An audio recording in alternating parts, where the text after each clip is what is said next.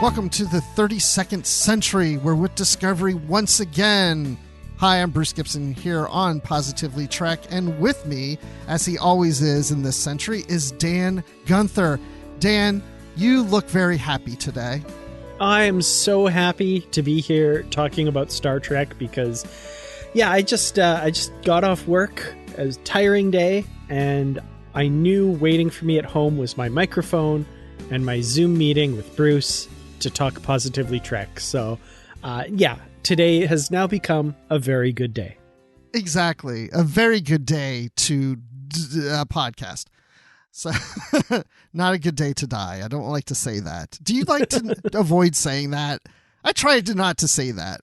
Yeah. Well, I always wonder, is there like a Klingon page-a-day calendar? And Gorak of House to Goth has it on his desk, and he looks and he's like, "Is today a good day to die?" No, today is not a good day to die. It looks like the next good day to die is next Wednesday. Next Wednesday is a good day to die. Right, because today it's raining and I have a dentist appointment. It is not a good day to die. I have more time next Wednesday. Exactly. Yeah, when is there not a good day to die for Klingons, right? Yeah. No, I mean, it has to do with the moon phases of Praxis, I guess. That's my best guess.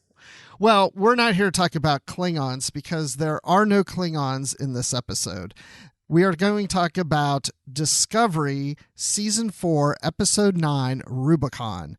But before we get to that, we have some news items we want to touch on, which I'm really excited, actually, to talk about some of these. And some of these, I don't know how I feel. And you know where I'm coming from. Could there be the return of some movie news, maybe? Movie news.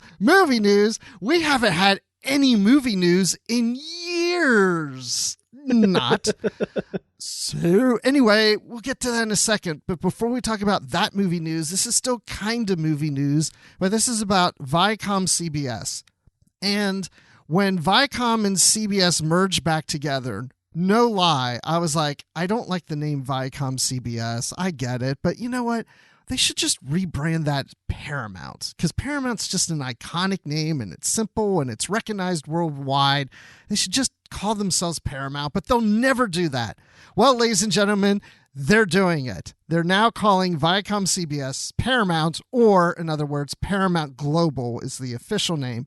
But for short, they're saying Paramount. So Dan, what do you think about Star Trek is now back under the Paramount umbrella?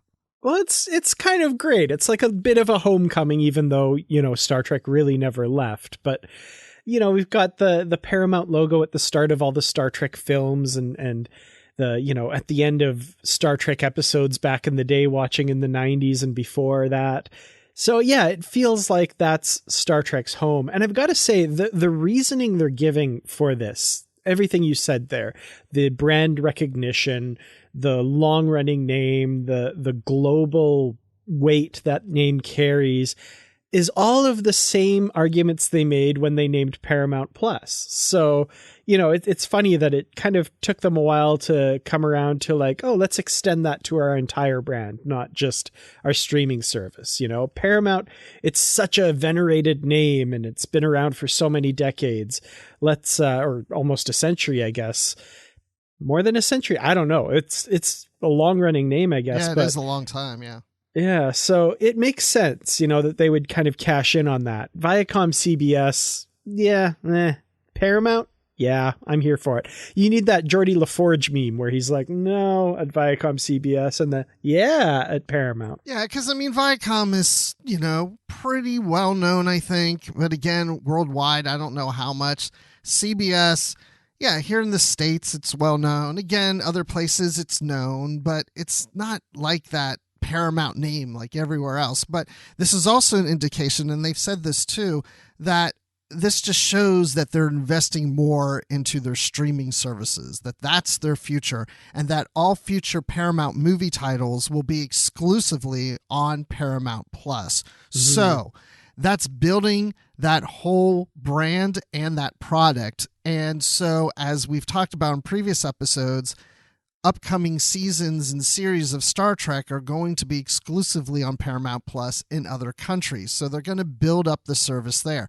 You're still going to have for a while things where Picard's on Amazon Prime Video and maybe Prodigy's on Paramount Plus, whatever that is. But I think over time, Paramount Plus will be available everywhere, and all the new Star Trek will be available on that app everywhere. It may take longer in Canada because of the deals they have there with Bell Media, but in the long run, I think it's going to eventually go there. So yes, that means you have to pay extra to get Star Trek because you're subscribing to an app you may not already have. So, yeah, there's trade-offs on that.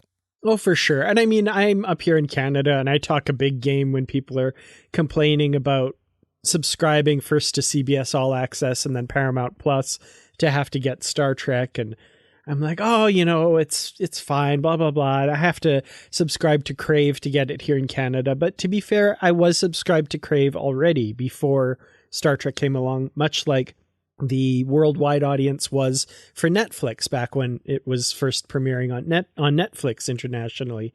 And I'm going to have to put my money where my mouth is, I'm sure, at some point once they move it all to Paramount Plus here in Canada. So, yeah, fair enough. It hurts. It's, having to subscribe to something new. But for me, for Star Trek, it's worth it. Where Star Trek is, that's where I will go to watch Star Trek. So, and I'll tell you what I do like about it. I mean, of course, yeah, you're spending more money, and not everybody wants to do that, right?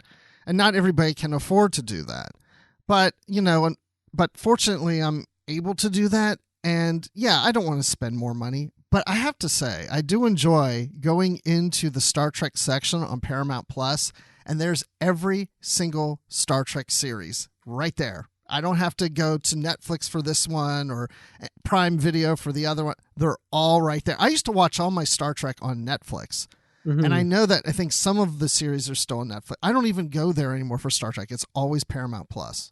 Yeah, I'm actually kind of looking forward to seeing that here as well at some point.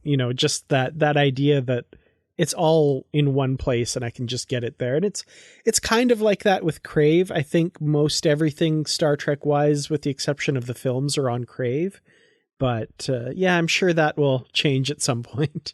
Well, I know one Star Trek film that will be on Paramount Plus after it comes out in the theaters, and that is this new Star Trek 4 that is in the Kelvin timeline universe. Well, I guess I shouldn't say timeline universe, the Kelvin timeline.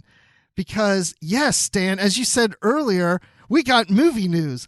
Oh my gosh. Okay, so J.J. Abrams has said that they're going to do another movie, Kelvin timeline, with the original cast. They're going to start. They haven't got the deals done with the cast yet, so they're getting ready to approach them on that. But I have to tell you, Dan, I need to ask you, what did you think as soon as you saw this information? I'm just curious. What thought process was going through your mind? My very first thought, and I kid you not, when I saw this news, was how much fun we're going to have talking about it on Positively Trek, because of how annoyed you get when we hear stuff about movies that, is kind of wishy-washy. However, this is less wishy-washy than the news we've been getting in the past. So, we've gotten things like so-and-so is writing a script. We have this release date for this unknown movie, blah, blah, blah. This is really the first time we've had something where it's like, we want to do this movie with this cast and we're moving forward on it. So a lot can still happen between now and then, but this does sound a little bit more definite than it has in the past, which I appreciate. And of course, we know for sure that they will absolutely 100% stick to that December 22nd, 2023 release date, right? Yeah, maybe. Yeah, we'll see. We'll see. I don't know. I mean, so my thought process at first was, yeah, okay. Like, this is something that normally would excite me, and I am excited about it if it turns out to be true. It's just more of the crying wolf syndrome thing of, we've heard this before, we're getting this from Quentin Tarantino, we're getting this from this person or the first woman director, but I mean, we've had it all, like you were mentioning, and here yet again. And I mean, the actors aren't signed. So this isn't a done deal yet, you know? Yeah, And who some knows? of the headlines out there are a little more optimistic than if you actually read the article. So there Yes, is I've that for noticed. sure. I've noticed, cast is returning. Not yet. But so I don't know. Yeah, look, we're positively Trek, but I'm going to tell you, I really want this to happen, but I'm not holding my breath. Again, when they say action on a set, then I'll feel like it's going to happen. As of right now, it's just kind of, yeah, here's something that might happen. And I'm just like, okay, well, let's see if that happens. And that's where I am right now. Yeah, for sure. I would love to see this cast back. I'm looking forward to it as well. I've been on the record for a long time as saying, the Kelvin timeline films have a lot in them of things that I like about Star Trek. Not my favorite things that I like about Star Trek, but a lot of them. And I think this cast deserves another turn at the helm here. So I hope this happens. I'm more confident with this than a lot of other stuff that we've seen in the past. Maybe it's a fool me twice, shame on me thing, but we'll see. I don't know.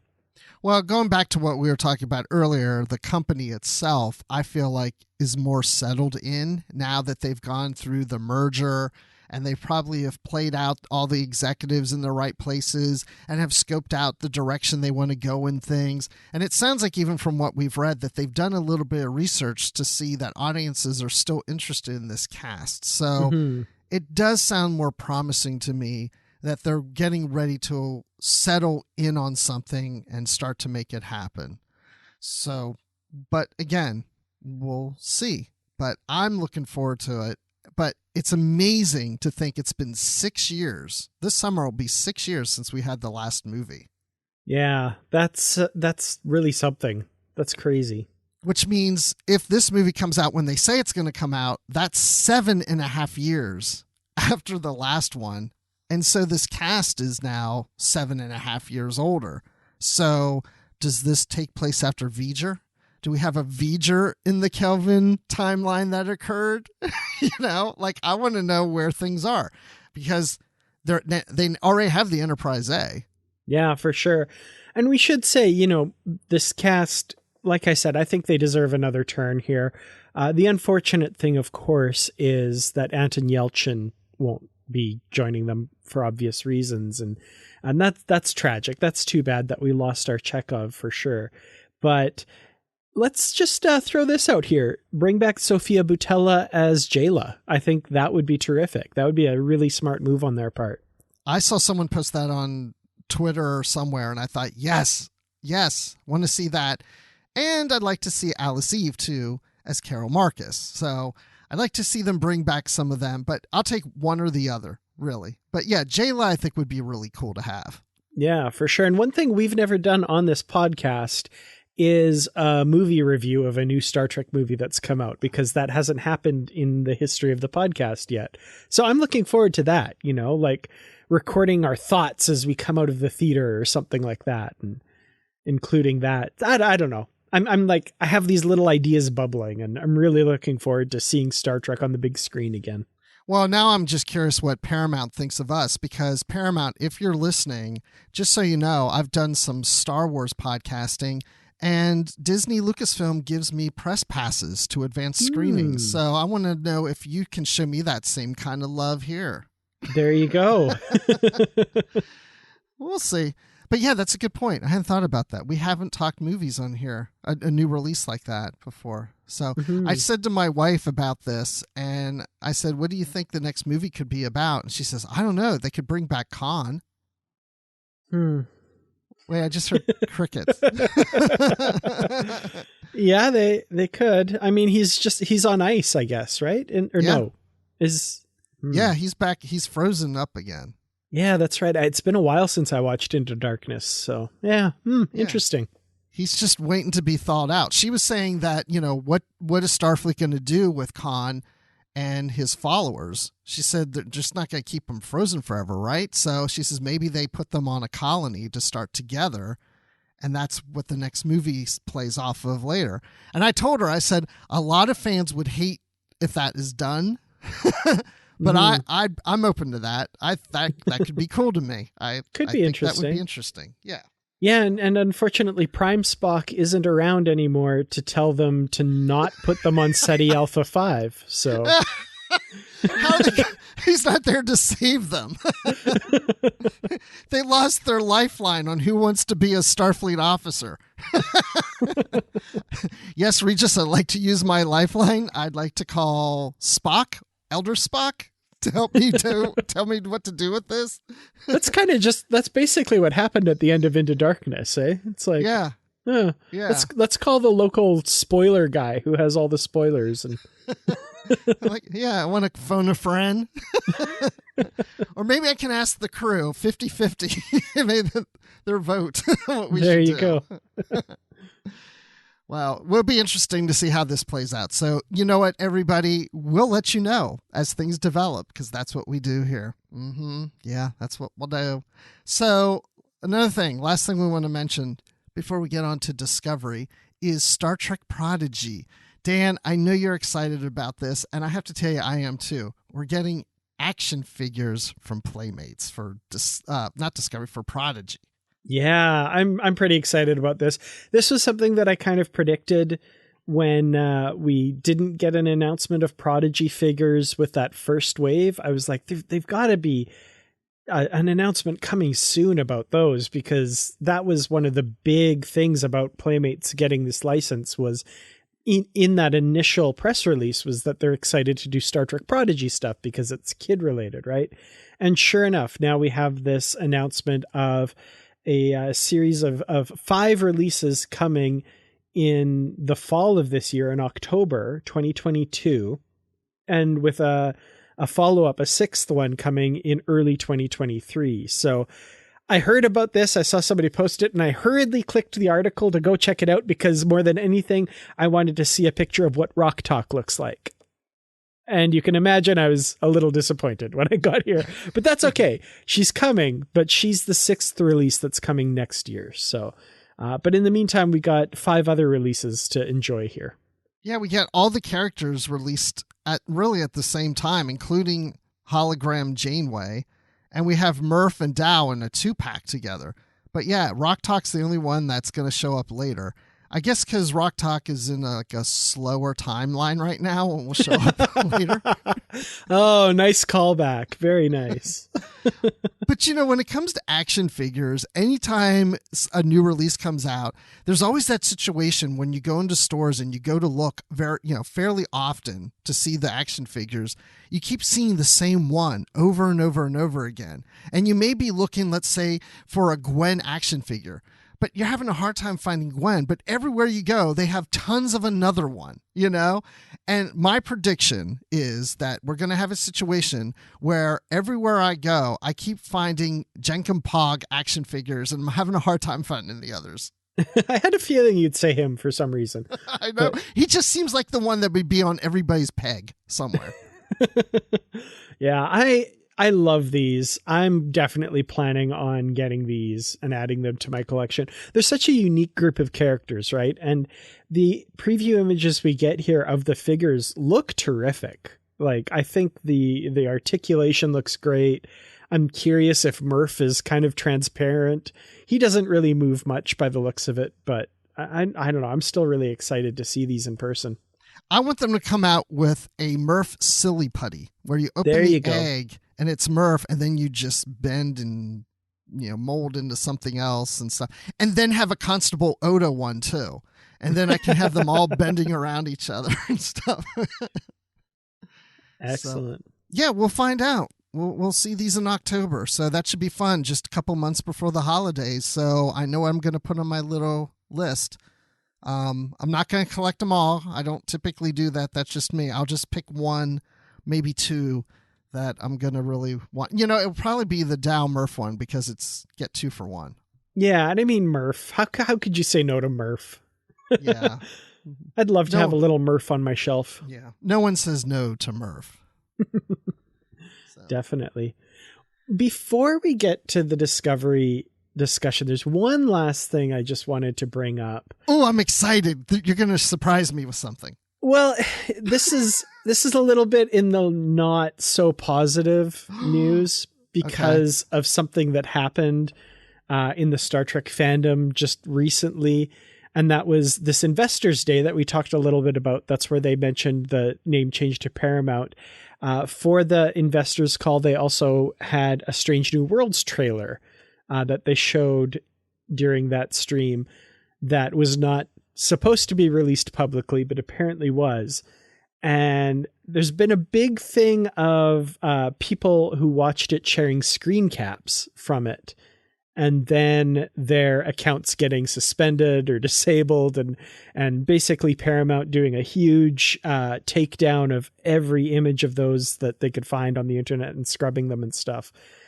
So I just wanted to highlight that a little bit because I know a lot of people are talking about it, and Trek Central, their Twitter account was actually taken off for a while. They're back now, but this was a big deal for a lot of Star Trek fans out there sharing these images. And I just, before we get the question, I am aware of the news, and I did want to just mention that a little bit, that yeah, it seems a little unfair that happened. So I'm adding my voice to that's too bad that this has happened. That I had no idea about this at all.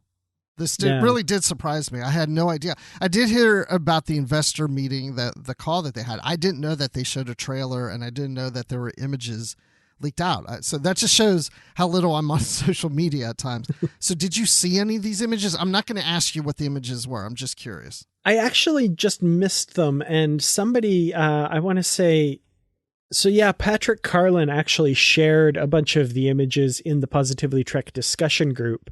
But by the time I got to it, it had one of those Facebook, this content isn't available at the moment things with, no pictures and stuff.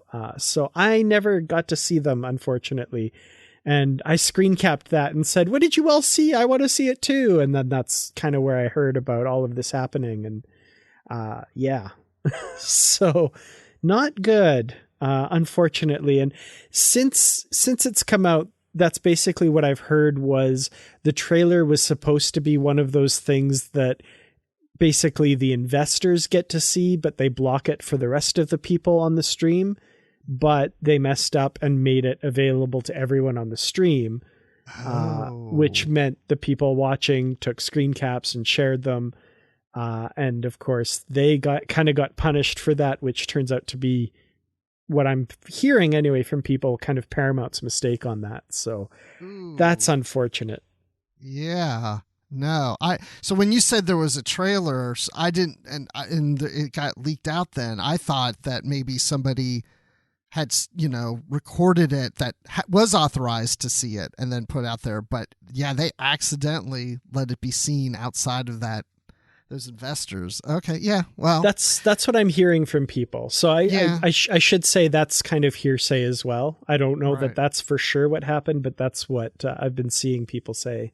Well, these screw ups happen, and, we just have to, I know a lot of people are probably saying like, well, why can't we see anything? Why aren't we seeing a trailer? I mean, come on. What's the big secret? We know who's in it. We know what they look like, right?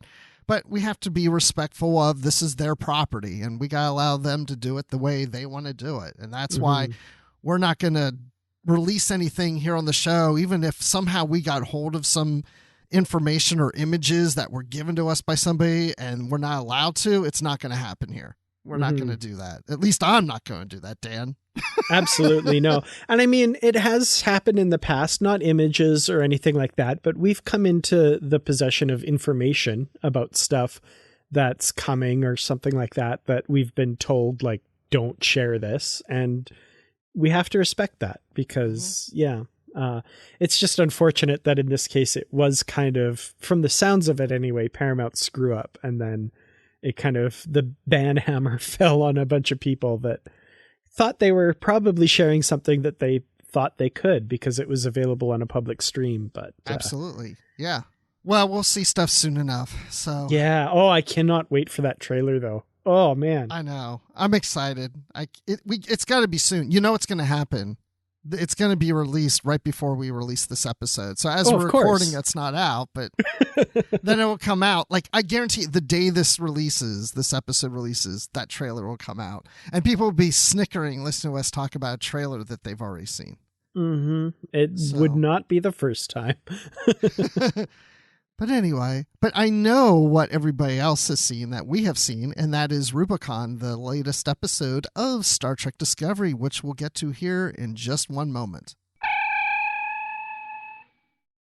Thank you so much to our Patreon supporters for helping us to bring you this episode of Positively Trek. We truly could not do it without your support. To join the ranks of our Patreon supporters, such as Carl Morris, Joyce Marin, Jim Stoffel, Dave Garcia, Rick Young, Paul D. Kinnear, and John Blaber, please go to patreon.com/positivelytrek. You can join at any level to receive perks such as early access to episodes and exclusive bonus content. And at higher levels, there are shoutouts and associate producer credits, and much more. Thank you once again for your support of Positively Trek. And now, let's get back to the show. 3,000 meters and closing. Book will be locked up for life. He stole classified tech. He's about to use an isolytic weapon. Because the Federation isn't acting fast enough. You don't know what it's like to lose everything. What do you want us to do, launch an attack? I'm not saying we should attack, but... Stop comparing pain, man. You have no idea. Gentlemen, you are here to execute your orders however you may feel about them or one another in this moment. So here we are at the second episode of Discovery after the break that we had for a while. And I felt like last week's episode was a really good start to the second half of the season. But then I started reading some things online. It seems like it's mixed reviews. Have you heard the same thing? I haven't really been reading a lot of other people's reviews, but most of what I've been seeing has been positive. I would say probably most, but almost, 40% maybe not so much. Just found it kind of boring. But it'll be interesting to see what we think of this episode, Rubicon, episode 9 of season 4. And Dan, I have to ask, so what'd you think? I really enjoyed this one. I thought it was excellent. I love how much movement we're getting on the story. Like, I was not expecting watching this episode that we would find the DMA controller by the end of the episode, and, seeing the kind of things come to a head a little bit with some of what's going on with our characters. So yeah, I was really invested in this one. I really enjoyed it. I enjoyed it. I enjoy all Star Trek, but I wasn't that into this episode as much as I was last week's. It's probably one of my least favorite episodes of this season, just because I think it kind of plays off what I said last week, that I didn't want an episode where it's just Burnham chasing Book. And I kind of felt that way on this episode. I kind of wondered if that would come into play given your comments last week. I had that thought while I was watching it. Yeah, but I will say that I feel like the chase has ended or will be ending, so that's good. That's going to move forward. But no, I didn't think it was a bad episode at all. I just wasn't as into it as some of the previous episodes. But there are some really good highlights in here, like Commander Nhan coming back to be the babysitter of Burnham. So I thought, we kind of saw her in a trailer, but I kind of forgot that she was coming back. And so when Admiral Vance is like, so we are bringing somebody in to kind of watch things for you and make sure that you don't get too emotionally invested in trying to get Book, that can have a more neutral mindset of this. And I'm like, why is this such a big secret? And then he says, Commander, you can come out now. And then when she came out, I was like, oh, of course, it's not. But I had to wonder, did you know right away it was going to be her coming out? Yeah, I had seen her in some of the preview images and the trailer. So yeah, that was kind of the one part of the episode where I was like, oh, this is really obvious, because I kind of almost wished that they hadn't put her in the preview images and the trailer and stuff. It would have been nice if that was a surprise, but that was, very, very much not a surprise at all. Yeah, of course, as soon as I saw her, I was like, oh yeah, of course, duh, but I didn't watch any previews or anything about what was coming up on this episode, but I do remember seeing her in the trailer for the season, but it just, I don't know. I expected Spock to walk out. Prime Lorca. No. Oh, now that would have been good. That would have been a tough sell. Honestly, you know who I thought it was going to be? Was Kovich. When he said, we have somebody here we're going to send you. I'm like, oh gosh, Kovich is going to be there to go, okay, Burnham, you getting too emotionally attached to this assignment. I think I should take over from here on out. That's what I was kind of expecting. That would have been interesting. Commander. And I was like, oh wait, that's not going to be him. Then early in the episode, we also have Saru and Tarina, the president of Navarre, and they have their little communications with each other in a meditative state of things going on. And I was like, okay, they're really going to push this whole thing of hooking these two up together. And that starts to play out a little later in the episode. Do you want to see a romantic relationship play out between these two? I mean, as we've discussed in a number of episodes already, absolutely. Yeah, I love the chemistry between these two. I think they play off each other very, very well. I'm 100% with Culber later in the episode where Saru's like, oh, I don't know. I don't think I really want. And Culber says, do you have feelings for her? And he says, I think maybe yes. And Culber's like, well, you're an idiot then. Go for it. I'm with Culber. Absolutely. Go for it, Saru. Come on. I can't help but think they're setting this up for something that's going to make us sad later.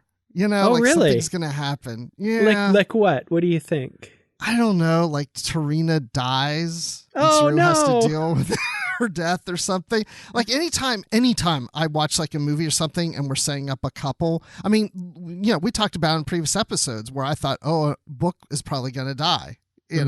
Like anytime you set up in like an action movie type of situation, two characters falling in love, that something disastrous is going to happen to one of them. And then we get all emotional and, because we've even seen with other couples in Star Trek that parting of ways and then reuniting later.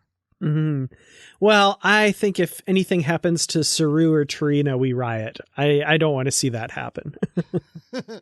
I think Doug Jones would probably riot too. He wants these love scenes to take place.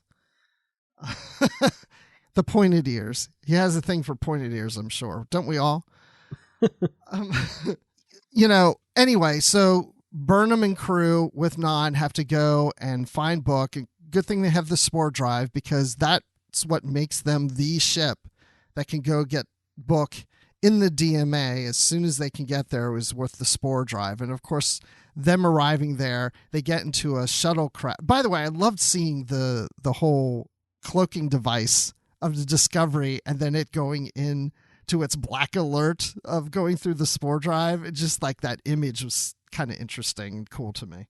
That was pretty cool. The visual effects showing the cloaking device and how it operates on Discovery and stuff in this episode, I think that worked really well. I loved the zoom in we get later to the bridge through the cloak as well. Yeah. There's some really striking imagery in this episode. Yeah, you're right. I like that. That was a really cool effect too. And then we have them on the shuttlecraft. We have Burnham and Bryce and Reese and Culber on the shuttlecraft going towards Book's ship. And that's also... Except Burnham's very, very much not on the shuttlecraft. As she points out early, she says she definitely will not be on the mission in the shuttlecraft. Oh, that's right. She wasn't on the shuttlecraft. She's on a shuttlecraft later. So wait, It was Bryce, it was Reese, and it was Culber and... Saru.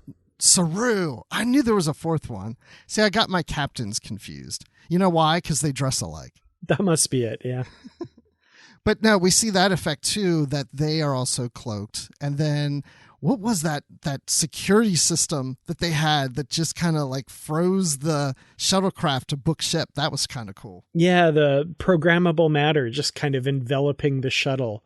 Yeah. Especially before it decloaked, as it was cloaked, it was surrounding it. That was pretty neat effect. I like that. Yeah. So did you think they were going to die? Because they thought they were going to die. It was a close one. No, of course I didn't think they would die. But yeah, it was a close one. I love seeing the shuttle break apart there. And yeah, that was a tense moment for sure. Yeah. When it broke apart, I was like, oh no, wait. they're not going to kill them, are they? And bam, they're on the bridge, beamed up, and they just fall down on. I kind of like that effect too. That's the thing about the beaming in this century is it's so quick, you know. Mm-hmm. Before the shuttlecraft's destroyed, though, I want to talk about a little bit of a moment that Bryce and Reese have on the shuttlecraft as well, because there's some interesting things here where, you know, there's a lot of people that kind of sympathize with what Book and Tarka are doing, and people who are, of course, very much against it. And I had a thought watching this as they were having that discussion. It reminded me a lot of the Maquis in Deep Space Nine and TNG and Voyager and stuff, where some people sympathized with them. Like, you know, the Federation gave away their colonies to the Cardassians, and suddenly they're on the other side of the border and all this stuff. And there are people in Starfleet that sympathize with them. Like, this was very similar to a conversation on the bridge, I think in the episode For the Cause, between O'Brien and Worf, where O'Brien was kind of saying, like, I get what the Maquis are doing. Like, I understand why they're so upset. And Worf is like, no, our duty is to Starfleet. We must, you know, blah, blah, blah. This conversation really reminded me of that. And is, you know, anything that reminds me of great moments in Deep Space Nine is a winner in my book. No, I see what you're saying. Yeah, it's kind of got that Voyager vibe too, right? With the Maquis on the ship and, you know, different points of view of that situation, what's going on in the Alpha Quadrant. Yeah, and then we also see Reese and Nielsen also kind of having a little exchange on the bridge too. It is kind of nice to see that not everybody who works in Starfleet has the same point of view, that there are going to be some disagreements. I mean, that's just human nature. Yeah, so. And I do love Culber's point of, you know, finding common ground between people during arguments and find something that you can agree with and build on that. And I feel like that's a lesson. When I was watching this, I was like, this is a lesson so many of us need nowadays. Yeah. And that is the lesson. That is the message of this episode, because as we find out later, that's the common ground, the middle ground that they're looking for between Burnham and Book, which I guess we'll get to here in a little bit. But so we've got this whole thing going on, and the DMA and the two ships at each other, and Book's not really listening to Burnham, but he's hearing Burnham, but still thinks he should move forward with the mission of destroying the DMA. And of course, Tarka's there, and he's just like, come on, man, we got to do this. Don't back down on me now, you know? I mean, it's almost like Burnham and Tarka are the devil and the angel on Book's shoulders. A little bit, yeah. And I always felt that I think Burnham is getting more into Book's head than Tarka is. Absolutely. Because, you know, Book is doing this for, in his mind, altruistic reasons, right? To save as many lives as possible. And Burnham, from her perspective, is doing that as well, right? She wants to save as many lives as possible by making sure Species 10C doesn't retaliate for what they do. Tarka, on the other hand, has very selfish reasons. He wants the power source to be able to get home, right, to this other universe that he's talking about. So, yeah, like, I think in the end, even though Book and Tarka are on the same side as far as what to do, Burnham's arguments for why he should do one thing or another are going to resonate more with him than Tarka's is, you know, because Book's doing it for his reasons, and he knows that that's not why Tarka is there. That's just kind of a fortunate happenstance that their end goals align, at least at the moment. Yeah, they have two different motivations. They want the same results, but for different reasons. I mean, Book could care less if Tarka gets back home. Yeah, I don't think Book really cares all that much about Tarka anyway. It's just Tarka's the one who can help him do what he is out to do. Yeah, and vice versa. Like, Tarka doesn't care about Book's motivations or wanting to save lives. He just uses that as leverage against him by, you know, saying that when it's appropriate to motivate Book to do what Tarka wants him to do. Did you... I mean, I have to say that I mentioned in the last episode, I find Tarka to be entertaining for me. Not as much in this episode. he was starting to annoy me more because he was just so against Book and getting his way and just slapping his hand on the console like fire, blah, blah, blah, blah, blah. You know, it's like, okay, someone's got to shut this guy down, you know? Yeah, that, and I mean, that's kind of how I felt last week too. Like, well acted, very, very well portrayed character. But I think like this week, his true colors are showing more. You know, he's less the charming guy and more the, you know, person who's kind of becoming a bit unhinged because he sees what he wants and is just outside of his grasp and he can't quite get it, you know? And that's when you start to see the true character come through.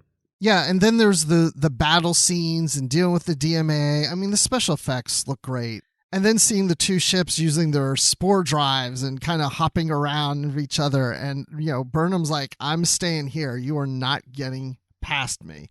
And then when she decides to take a shuttlecraft to go towards his ship to find that middle ground and thinks that we can come to a compromise, we have found some new information because what's the chemical that it likes to eat? The boronite. Yeah. The boronite. And it's still got another week's worth. It's not going to move. We have a week to work this out. This is our middle ground. Give us the week to make a connection. And if it doesn't work out, Starfleet supports you using the device to destroy it, Book. But can we come to that agreement? And Book comes to that agreement. Mm-hmm. And Burnham's like, whew, then I can stop sweating. I'm going back to the ship and we're going to have a little party. And as she's going back, Tarka has a temper tantrum. No, I'm not doing what they want to do. And then he fires the freaking, or just transport the weapon into the DMA and destroys it. Now, I had to, you have to worry at this point what's going to happen next. Yeah, for sure. Okay, so that was a lot of... I put it all out there. We went through a ton of the episode there. I want to jump back a little bit to something you said very early in that. You were talking about them going through the DMA and this kind of cat and mouse game. I totally had like a bit of a flashback to Star Trek II, The Wrath of Khan and the battle in the Mutara Nebula, just for a few moments as like they were going in there and looking for the controller and looking for a book. And I don't know, Burnham's like leaning forward in the chair, you know, looking at the view screen, trying to, you know, I got Star Trek II vibes. So like for me, this episode, it's making me think of Deep Space Nine. It's making me think of Star Trek II. I'm kind of in love a little bit just because it's hitting those touchstones for me of things I really enjoy. So I did like that. Now, going to the end of the episode, you were talking about destroying the DMA controller and stuff. I got to say, I had this thought while I was watching it because they destroy it and the DMA disappears. And then by the end of the episode, it pops back and turns on again. And I was like thinking about what the 10C over on the just outside the galaxy are thinking. Like the DMA turns off and they're like, oh, that's weird. Okay, flip the switch and turn it back on. And right. I have to say, John Guppy in our Facebook group put it best. I really loved his comment on the spoiler thread for this episode. And again, I should have it here pulled up and ready, but I don't. Here it is. John Guppy said, I can't get this picture out of my head. In some cramped control room somewhere, two entities have this exchange. The DMA just went offline in an isolinear explosion. Huh. I thought we fixed that. Go ahead and send out a replacement. And they flick a switch and it comes back. It may have just been just like that. I love it. Well, then it's like, okay, because Tarka says that the energy being used for that is on the other side of the galaxy of, the universe or whatever from this. Oh, yeah, the galaxy. And then, so he can't utilize it. And then it returns, the DMA is returned. You can blow it up all you want. They're just going to throw the switch back on again, right? So It defeats the whole purpose. Like, Book has nothing to do now. He's not going to go back and try it again. So the cat and mouse chase is over at this point. I just wonder what Tarka's motivation is going to be from now on if he doesn't think he can get back to the universe that he's trying to get to. Yeah, I don't know. He's, like you say in the notes here, he's still a wild card, right? Like, he probably has some more stuff up his sleeve, but he seems pretty defeated at the moment. But I don't know. I feel like he's definitely a rogue element that's gonna not be fun to deal with. Yeah. So I don't know where this is going to go. I think we're going to make first contact probably in this next episode. I haven't watched any previews or read anything what the next episode is going to be about, so I have no clue.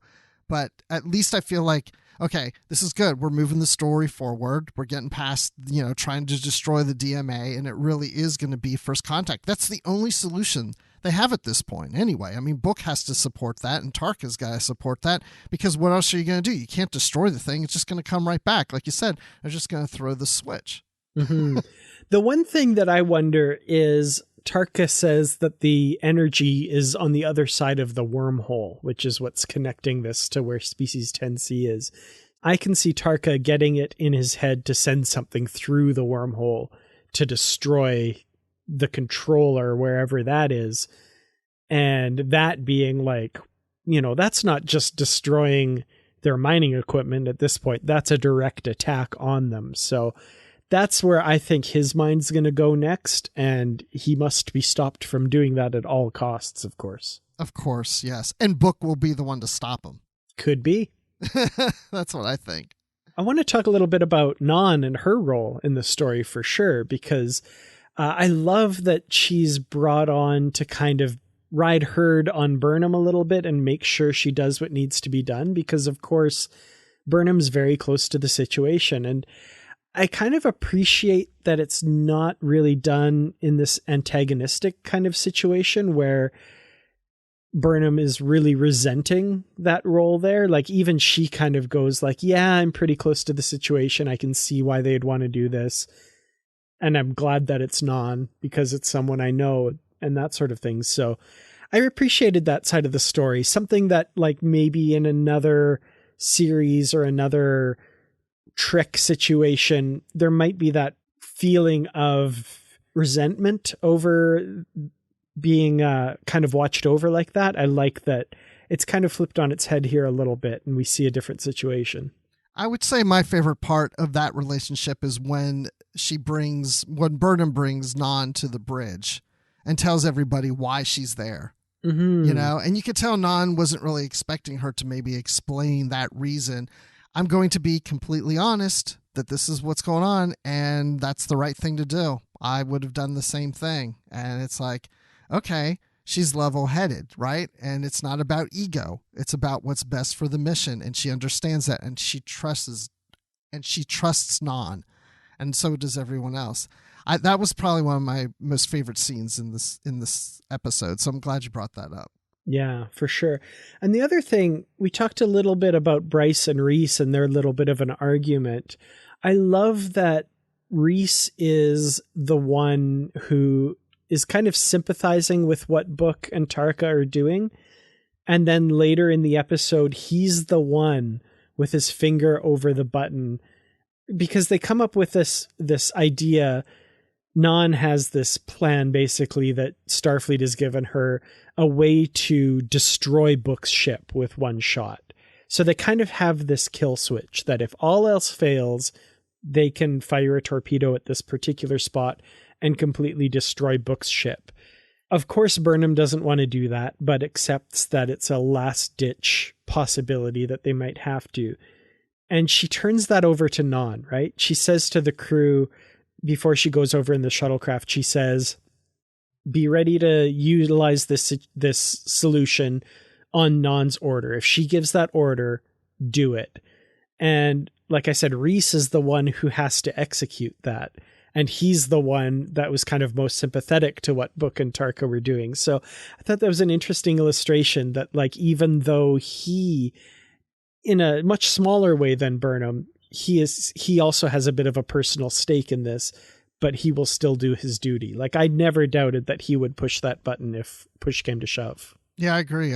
I think he definitely would have done it, whether he believes, in using it or not. That's the mission, and he's going to see it through. Which brings me to the thing I was thinking about when the DMA was destroyed. and they return back to Starfleet and the Federation. And I kept thinking, well, they failed at their mission. The DMA was destroyed, and Nhan was there to make sure that this weapon would have been used against Book's ship, this last measure, and they didn't use it. And had they have used it, this would not have ever happened. So they failed at their mission. Now, luckily, the DMA returned again, like you said, through, the light switch came back on again. But really, they should have gotten in trouble for not following through what they were supposed to do, because they ended up really losing at the end of this. Yeah, and it's actually funny, though, that you say that luckily the DMA came back, because that's actually, I think, the worst possible situation happened. So they did this thing that possibly antagonized this species, and it also made no difference. Like, they possibly declared war on a species that is so much more powerful than them, and it also didn't have the desired effect of destroying this thing that's destroying planets, right? So, it's really a lose-lose at the end here, unfortunately. And yeah, I had this similar thought that they kind of failed their mission, but I feel like the mitigating circumstances of Book having surrendered and then it being Tarka that basically took over and did that was something that maybe somebody should have seen coming, but at the same time, you can't really blame the Discovery crew for, accepting the surrender and then it's still happening, so it's too bad. Like, I know the end result is still really, really bad and stuff, but I'm like, but they surrendered, anyway. Yeah, and it does feel that their concentration seemed to focus more on Book than Tarka, because why is Nhan there? Because of Burnham's relationship with Book. And then who does she negotiate with? It's Book. It all seems to focus on Book. And maybe they should have taken it more seriously that, like we said earlier, they may have the same goal, Tarka and Book, but they have different motivations. And Burnham was able to work on Book's motivation and work on Book, not thinking, but I also have to stop Tarka, because Tarka isn't going to always listen to Book. Just because I stop Book doesn't mean I stop Tarka. So that's where they failed in that. At the same time, I don't think anything they would have said to Tarka would have made a bit of difference. I think talking to Book was their best bet because of that personal relationship. Like, at least there's a chance you can get Book to stand down, but there's no personal relationship with Tarka. There's no reason for him to listen, but Book is the one that would listen to reason. Yeah, all the reason, though, they should have blew up a ship. I mean, I don't want to see that happen. but then you have to fire David Ajala, and I like him. I know, and I don't want to see that happen. But seriously, though, if they had blown up the ship, Tarka never would have destroyed the DMA. And again, luckily it came back on, but he did destroy the DMA. And what if it didn't come back on? They failed at their mission. They should have blew up Tarka, unfortunately, and Book with them. Yeah, but again, like, if the DMA hadn't come back on, that would at least would have been one good thing. Yes, that is true. So, unfortunately, it came back on. Yes. So, final thoughts on this episode. I really enjoyed it. I don't think it's, again, like last week, it's not my favorite of the season, but there was a lot that I really enjoyed in it. And I got to say, visually, it was a lot easier to pick a screen cap for the artwork for this episode than it was last week. Really cool space shots of them inside the DMA versus dingy shots from inside a bar. I like the looks of this episode a little bit, but yeah, I really enjoyed it. I love the Book Burnham relationship, and after this episode, I have some hope for it being salvaged now. Like, I don't think they've crossed too many lines that they can't come back from now. Whereas, like, after last week, I was kind of thinking this might be done. Like, they might have gone too far for it to recover. But this week, I feel like, yeah, there's some hope there. As far as Tarka and where this goes from here, I don't know. I'm really curious to see what he does next. But yeah, I'm curious to see 10C. I'm excited to see what the First Contact mission will yield. And until then, yeah, I enjoyed this episode. I give it one really brilliant DMA explosion that ultimately doesn't do anything. There you go. I didn't like the episode as much. Like I said earlier, this is my least favorite of the season. Again, not a bad episode at all. I was very curious to know what was going to happen with the DMA and was surprised that they did destroy it and then it came back. And, well, I was probably even just more surprised that they did destroy it, because at that point I was like, oh no, what's going to happen next, right? But I did like seeing Commander Nhan back and that relationship with Burnham. And as you mentioned, the relationship between Book and Burnham in this episode. And just the Bryce Reese argument, giving those characters a little something there to do. And seeing Tarka be that wild card. And but again, I wasn't as entertained from this episode as some of the others. So I'm going to say that I'm giving this episode 3 out of 5 times that we haven't seen Grudge. Oh yeah, where the heck is Grudge this season? We saw her early on, but why isn't Book asking about her? What's going on? Come on. I think Tarka has destroyed Grudge. Well, Burnham has Grudge. Yeah. Book left Grudge with Burnham. Yeah. But where the heck is she? But we even seen Burnham's quarters in this episode and Grudge wasn't there. Oh man. That's going to be the true end of their relationship. Burnham couldn't look after Grudge. I think maybe Grudge is hiding because Grudge is scared. Oh, queens don't get scared. Oh, that's a good point. So I have a really quick last question. Did you miss Tilly? I do a bit. Yeah, last week is when I noticed kind of her absence a little bit. Yeah, I miss her. I just miss her presence a little bit. I wouldn't mind some Tilly action. And I know we've got 4 more episodes and they've said she's in the season again at some point. So I'm going to hold them to that. Every week we're going to have a Tilly watch and I'm going to be like, is she here? I don't know. I haven't seen her. Come on, Where's guys. Tilly? Where's Tilly? Where's Grudge? Come on. Yeah, I mean, I miss her too. But I also appreciate the fact that the rest of the characters in this are strong enough that it's not like, oh, with Tilly gone, now the show sucks. Yeah, it still for sure. works. Absolutely. So when you're not watching Discovery, Dan, where can people find you online? You can find me online on Twitter at Kertrats. That's KERTRATS. YouTube.com/Kertrats Productions. And of course, in the Positively Trek discussion group on Facebook. I can be in that group too, because you'll see me there. And then I'm on Twitter at Admiral_Rex. That's Admiral with the underline Rex. And occasionally I've been on the Literary Treks podcast there on the TFM network. And occasionally I've been on Star Wars Report podcast, even though we haven't had any episodes lately. But I think something is on its way over to you guys soon if you listen to that show. And then, of course, you can always email us, positivelytrek@gmail.com. Our Twitter handle and Instagram handle are @positivelytrek. And also we have our Goodreads group for our book club. So you can join us there to see upcoming books that we're going to cover on the book club episodes. And we have our book club episode coming up later this week with Kirsten Beyer and Mike Johnson to talk about the audio drama from Star Trek Picard, No Man's Land. So we're looking forward to that. I'm excited. That's not just in us interviewing the authors, but we're also going to give our review without the authors there and give our honest to goodness feelings about the audio drama. So stay tuned for that.